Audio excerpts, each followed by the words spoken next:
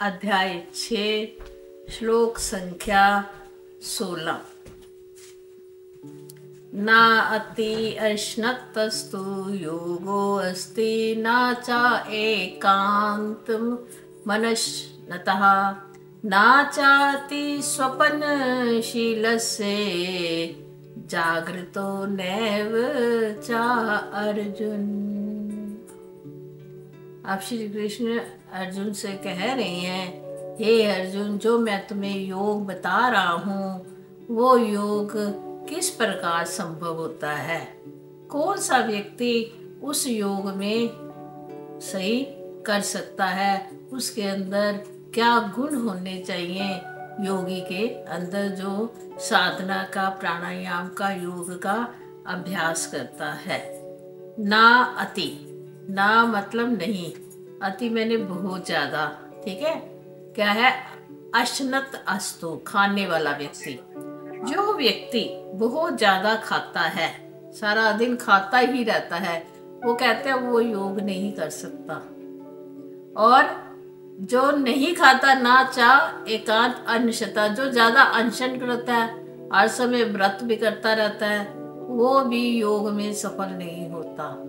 ना ज्यादा खाने वाला, ना ज्यादा ना खाने वाला, और ना चाहती स्वपनशील से, ना ज्यादा जो सोने वाला, स्वपन का मतलब सोता रहता है, ना जाग रहा है ना गहरी निद्रा में है, वो क्या है? स्वपनशील से, यानी जो सोता रहता है। और जो ज्यादा जागता है, अर्जुन, ये सब लोग योग नहीं कर सकते। क्यों नहीं कर सकते? सबसे पहले इन्होंने कहा ना चा, मतलब कि जो ज्यादा खाने वाला, सबसे पहले इन्होंने कहा। अगर हम खाते ही रहेंगे, आप सबको पता है कि योग करने के लिए हमें खाली पेट होना चाहिए, और योग प्रातः काल ही करना चाहिए। सभी लोग यही कहते हैं। प्रातः काल जो लोग उठते ही खाना पीना शुरू हो जाए तो फिर योग कैसे कर सकते हैं? क्यों नहीं कर सकते? क्योंकि जब हमारा जितने भी ये प्राणायाम हैं, जैसे कि हम ये करते हैं, श्वास निकालना, श्वास छोड़ना, जिस प्रकार के 4-5 जो प्राणायाम बताए जाते हैं, ब्राह्मणी है, कुंभक लगाना, ये सब अगर हमारा पेट भरा हुआ होगा तो हम कैसे लगा सकते हैं ना, प्राणायाम कैसे कर सकते हैं? तो हमारे को क्या होगा, जो हम ये करते हैं प्राणायाम पेट वाला, जिसको क्या कहते हैं, वो अगर हम श्वास से पेट आगे करें, श्वास से पीछे करें, अगर हमारा पेट ही भरा हुआ हो तो क्या होगा? हमें वॉमिटिंग आ जाएगी, क्योंकि खाना भरा हुआ है अंदर, तो श्वास कैसे चलेंगे? ऐसे हम प्राणायाम करेंगे तो, है ना। इसी प्रकार जो अनुलोम विलोम करेंगे तो भी हमारे से नहीं होगा। यानी 5-6 प्राणायाम जो बताए गए हैं पतंजलि में, और इन सब को करने के लिए हमें खाना बहुत, अगर किसी को ज़्यादा दवाई खानी है या कुछ खाना है तो हल्का सा खाना, वो कहते हैं, खाकर फिर कर सकता है प्राणायाम। फिर उसके अगर किसी ने खाना खाया तो उसको कम से कम 5 घंटे का उपवास होना चाहिए प्राणायाम करने के लिए। ये सब बातें आपको पता है। इसलिए जो व्यक्ति ज़्यादा खाता है वो प्राणायाम नहीं कर सकता। इसी प्रकार जो सारा दिन उपवास ही रखता है, हफ्ते में 6 दिन, 5 दिन, 4 दिन उपवास ही रहेगा, तो उसके जो अंदर का शरीर होता है, सूक्ष्म शरीर हो जाता है, वो भी कमज़ोर हो जाता है ज़्यादा उपवास करने के। जो हमें अपने प्रोटीन्स, विटामिन्स जो जो मिलने होते हैं वो पूर्ण रूप से नहीं मिलते, तो हमारा शरीर कमज़ोर हो जाता है। जब शरीर कमज़ोर हो जाता है तो हम प्राणायाम वगैरह या एक्सरसाइज नहीं कर सकते। सबको पता नहीं है बात। कमज़ोर व्यक्ति से हिला जुला नहीं जाता तो एक्सरसाइज क्या करेगा या प्राणायाम क्या करेगा? तो श्री कृष्ण अर्जुन से ये कहते हैं, जो योग मैं तुम्हें बता रहा हूँ ये ना खाने वाला और ना खाने वाला। खाने वाला व्यक्ति को अब क्या होगा? जिसने खाना बहुत खा लिया। एक तो ये मैंने पहले बात बताई कि खाना अंदर से, सूक्ष्म शरीर से ही फिर हम कर ही नहीं सकते। मान लो कोई हठ योग से करता है ना, खाना पेट भरा हुआ है, खाया हुआ है, तो तुम बीमार हो सकते हो, बल्कि योग तुम्हारे को उल्टा असर कर सकता है। अब खाना ज़्यादा खाया हुआ तो आपको सबको पता है, जैसे ही हम अन्न ज़्यादा खाते हैं हमें आलस्य आ जाता है। जो व्यक्ति खाना ज़्यादा खाता है वो ज़्यादा सोता है, क्योंकि खाया है तो निद्रा आ जाती है, खा पी के पेट भरा होता है तो सो जाते हैं। जैसे हम बच्चे को सुलाना हो ना तो हम कहते हैं बच्चे का पेट भर दो, करते हो ना। बच्चे अगर भूखा हो तो उसको निद्रा नहीं आती। अगर बच्चे का पेट अच्छे तरीके से भरा हो तो बच्चा बड़ी अच्छी निद्रा लेता है, बहुत अच्छा सोता है। इसी प्रकार जब हम अन्न ज़्यादा खाते हैं, अन्न ज़्यादा खाने से हमें निद्रा आती है। तो भगवान ने कहा ज़्यादा सोने वाला व्यक्ति भी योग को नहीं कर सकता। अब प्रश्न ये उठता है कि अगर हमें योग करना है तो हमें किन किन बातों का ध्यान रखना चाहिए।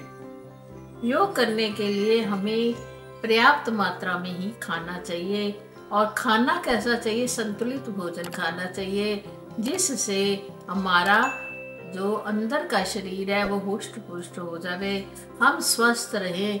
ऐसी चीज़ें हमें खानी चाहिए जिससे हमारा स्वास्थ्य अच्छा रहे और हम अपने सारे जो क्रियाएं हैं वो ठीक प्रकार से कर सकें। और जागना भी भगवान कहते हैं, मैं ये नहीं कहता कि तुम सारी जब करने, हम कहते हैं ना जागो भगवान के लिए, जागना जागने का हर कीर्तन में जागना, ये वाणी कहती है। जागना क्या, भगवान के अंदर जागो, ये नहीं कि शरीर से जागना है। यानी तुम्हारा जाग जाओ दुनिया से, ये जितनी तुम्हारे अंदर छल कपट इच्छा द्वेष राग, ये द्वैत से जाग जाओ। भगवान ने ये नहीं कहा पूरी पूरी रात तुम जागते रहो, भगवान ने कहा निद्रा भी लो। ये नहीं है कि निद्रा भी बहुत आवश्यक है, जितनी निद्रा हमारे शास्त्रों ने नियत करी हुई है हमें उतनी ही देर सोना चाहिए, उससे ज़्यादा नहीं। 6 घंटे निद्रा जो होती है पर्याप्त होती है। हाँ, किसी का बहुत ही अच्छा शरीर है तो वो 4 घंटे भी सो सकता है, जिसका अंदर शरीर अच्छा है। जो स्वस्थ व्यक्ति, बहुत ज़्यादा स्वस्थ है, जिसमें सब कुछ झेलने की शक्ति है, वो जो योगी होते हैं वो ना सोवे तो उनका कार्य चल सकता है। परंतु जो आम व्यक्ति के लिए ये गीता में रूल बताए गए हैं, ये आम व्यक्ति के लिए, योगी के लिए नहीं है। योगी तो उच्च अवस्था में पहुंच चुका है, उसको तो निद्रा जागना उसका तो सब एक समान होता है ना। तो ये हम जैसे लोगों के लिए बताया है कि हे जीवो, तुम ना तो ज्यादा खाओ और ना ज्यादा ना खाओ। ये भी नहीं है ना सोना नहीं है या जागना नहीं है, सोना भी है और जागना भी है। जो समय जागने का प्रकृति में हमें निर्धारित किया गया है, शास्त्रों ने हमारे लिए निर्धारित किया है, उस समय हमें जागना और सोना चाहिए। शास्त्रों कहते हैं कम से कम 5 बजे तो उठो, 5 बजे से लेकर रात्रि 10 बजे तक शास्त्र कहते हैं जाग सकते हो।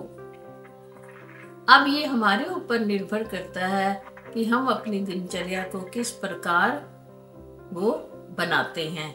अगर हम early to bed early to rise make a man healthy wealthy wise, ये सब ने सुन रखा है। अगर हम प्रातःकाल जल्दी उठेंगे तो रात्रि को हमें जल्दी सोना आवश्यक है, क्योंकि हमको 6 घंटे की नींद तो अवश्य लेनी है। और ऐसा भी नहीं कि हम एकदम बिस्तर पर जाएं तो हमको नींद आ जाती है। बड़े कम लोग होते हैं जिनको बिस्तर में जाकर एकदम नींद आ जाए। वो जो होते हैं शारीरिक परिश्रम वाले होते हैं, जो शरीर से बहुत ज़्यादा मेहनत करते हैं, उन लोगों को ही जल्दी नींद आ सकती है। जो मानसिक कार्य करते हैं, जैसे आजकल सब मानसिक कार्य हो रहा है, जितनी भी नौकरियां होती हैं उसमें दिमाग जो होता है वो चलता है। अब दिमाग एकदम चलते चलते तो रुकेगा नहीं ना, तो दिमाग तो चलता रहेगा। मन में विचार, दिमाग चलेगा, बुद्धि चलेगी तो मन में विचार भी आते रहेंगे। तो इन सब विचारों की श्रृंखलाओं को हम जब तक समान करते हैं तब जाकर हमको नींद आती है। जब तक हमारे मन में विचार चलते रहते हैं हमको निद्रा भी सही से नहीं आती। तो भगवान ने कहा ऐसा अपनी दिनचर्या बनाओ कि शारीरिक काम भी अवश्य करो, ताकि आपको बिस्तर पे जाते ही निद्रा भी आए। आजकल लोगों को निद्रा नहीं आती है, पता है क्या हो गया? कलयुग का लक्षण है, नींद कम हो गई है। क्यों हो गई है? क्योंकि धन ज्यादा हो गया है।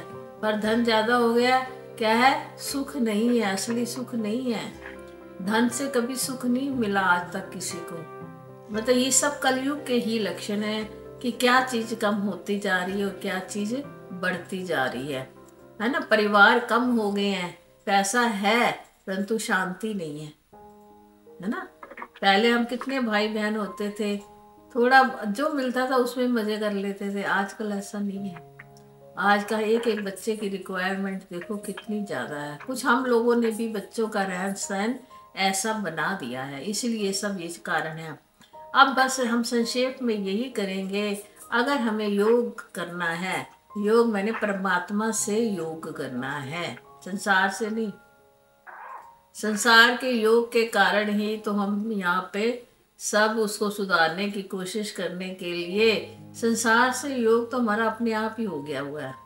ना चाहने पर भी हमें हमें सब प्यारा लगता है। सारे लोगों के साथ हमारा चाहे ऊपर से व्यवहार होता है, प्यार हो ना हो, परंतु संसार में हम सब फंसे हुए हैं। परमात्मा में लगने के लिए हमें योग साधना करनी पड़ती है। देखो, एक में तो अपने आप लग जाते हैं, एक करने के लिए हमें प्रयत्न करना पड़ता है। प्रयत्न के बाद अभ्यास करना पड़ता है। प्रयत्न किसका करना है? कामनाओं को दूर करने का। और कामनाएं जागृत क्या है? अपने आप हो जाती हैं। राग द्वेष अपने आप हो जाता है। दूर करने के लिए यत्न करना पड़ता है। योगी यत्न करते करते भी परमात्मा की प्राप्ति नहीं कर पाते। श्री कृष्ण ने कहा है तीसरे अध्याय में कि यत्न करते करते भी जीव फेल हो जाता है। इतना पसारा है इस संसार का। संसार में हम कितनी चीजें छोड़ना चाहते हैं परंतु छूटती नहीं है। और प्रभु का नाम एक दिन में ही छूट जाता है। आज हमारे संसारिक कोई कार्य, आज घर में शादी है, फंक्शन है, सबसे पहले तो हमारी जो है ना मंदिर ही छूट, प्रार्थना ही छूट जाती है, जो हमने रोज करनी होती है नियमित रूप से। कहते चलो ये कर लें, ये कर लें, पहले काम ये जरूरी है, लोगों ने आना है, ये काम कर लें, ये काम कर लें, और भगवान को हम एक साइड में छोड़ देते हैं। तो फिर ये कैसा योग है?